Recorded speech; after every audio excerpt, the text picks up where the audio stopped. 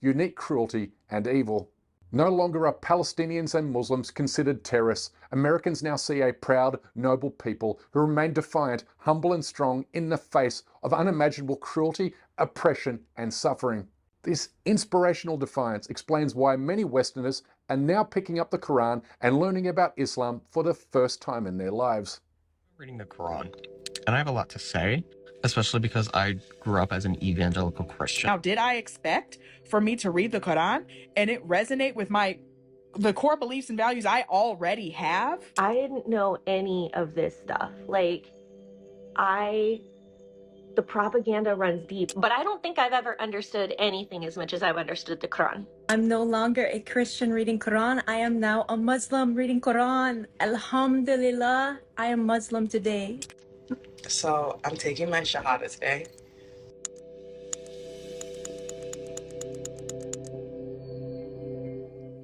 Gaza has cast the Islamic faith in a new and positive light, one that even a former Muslim-hating ideologue like Tucker Carlson can no longer ignore. The stuff he says about Islam today would have been unimaginable just 2 years ago. Remember after 9/11 when I was all about attacking Islam, I knew nothing about Islam. I'm not Muslim, by the way. I don't work for Qatar. Contrary to what a lot of people think, despite the paychecks from Qatar. Not a secret shit. Right.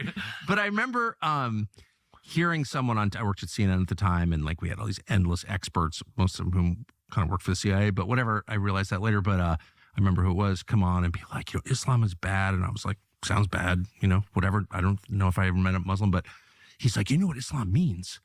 Submission. And let it hang in the air. That was self-evidently disgusting. And I was like, I kind of think submission to God is the whole point of life, but I didn't say anything. I was like, I don't think I'm against that, actually.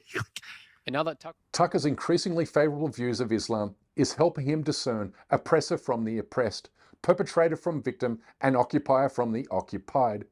He no longer sees Israel as an American democratic outpost surrounded by brown-skinned savages.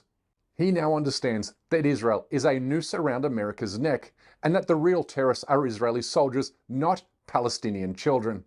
If you're intentionally killing civilians, you probably shouldn't beat your chest and brag about it. Maybe you could make the I agree case, with that. Maybe you make the case that we had to do it or whatever, but you should. I agree. You should weep, and that's evil, and you should just say it's evil. And I know it's really threatening to. Is it evil, though? Ben Shapiro to say that or whatever, but Is it evil? to kill civilians on purpose? Yeah, it is. I think it is. Really? Kids and children.